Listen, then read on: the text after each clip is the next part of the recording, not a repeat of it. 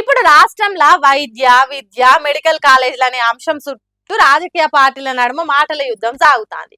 ఇక గిదే మోకల మంత్రి కొండా సురేఖక్క చేసిన కామెంట్లు ఇప్పుడు పెద్ద రచ్చనే లేపుతున్నాయి. ఓ మల్క చెవ్వెట్టి నుండ్రి మీరు కూడా. గత ప్రభుత్వం చేసిన శాంక్షన్ చేసిన ప్రతి ఒక్క మెడికల్ కాలేజ్ కూడా పూర్తి స్థాయిలో మీరు అభివృద్ధి చేస్తే మనకు భవిష్యత్తులో మరి ఈ మన ప్రపంచం ఉన్నంత వరకు కూడా మీ పేరు చిరస్థాయిగా నిలిచిపోయేటువంటి అవకాశం ఉంటుందని కూడా ఈ సందర్భంగా నేను విజ్ఞప్తి చేస్తా ఉన్నాను.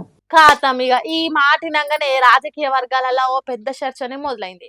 మనం ఉన్న జాగల కొత్తగా చేసిన ఒక మెడికల్ కాలేజ్ కాడ విద్యార్థులు సిబ్బంది ప్రజలంతా ఒక్కటే చెప్తున్నారట, అక్కకు కాలేజ్ లెవెల్లా ఫెసిలిటీ పెంచితే రాష్ట్రానికి ఉపయోగమే కాకుండా సీఎం రేవంత్ రెడ్డి గారి పేరు చరిత్రలో నిలిచిపోతుందని మేడం షవుల తేనె పోసి మరుగుదిరట. అంతేకాదు సురేఖ గారి మాటలల్లా ఇంకొక సూత్రం సుద్ద దాక్కొని ఉన్నదట. అదేంటంటే అభివృద్ధి చేసిన మెడికల్ కాలేజీలు ఖాళీ విద్యార్థులకే కాకుండా మొత్తం సమాజానికి లాభం కలిగిస్తాయి. గసొంటి పనులు చేస్తేనే నాయకుల పేరు చరిత్రలో నిలుస్తుంది అన్నట్టు.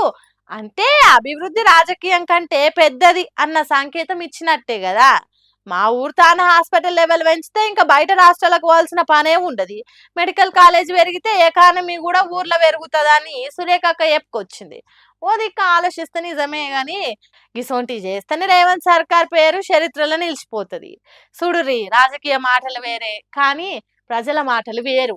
వాళ్ళకి కావాల్సింది మంచి దవాఖాన్లు, మంచి మెడికల్ సదుపాయాలు, గిసోంటి అభివృద్ధి పథకాలు చేస్తేనే మన రాష్ట్రం ముందుకు పోతుంది. మంత్రి మేడం నోటి నుంచి గా మాటలు వచ్చినాయి, మంచి ముచ్చట్నే. కాకుంటే ఇది ఉత్త మాటల దాకానే ఆగిపోకుండా మేడం కూడా సర్కారు పెద్ద సార్ల దాకా తీసుకుపోయి ఒక మంత్రి హోదాలుండి ఆమె అన్ని అమలు చేపిస్తే అటు పబ్లిక్ అక్కడికి వస్తుంది, ఇటు సర్కార్ కూడా మంచి పేరు వస్తుంది. మరి సర్కారు ఈ అవకాశాన్ని ఉపయోగించుకుంటుందా అన్నది చూడాలి. ఇదంతా పక్కకు పెడితే కొండా సురేఖ మాటలతోని మళ్ళా రాబోయే రోజులల్లో ఎంత అగ్గి రాసుకుంటుందో ఏం పాడు.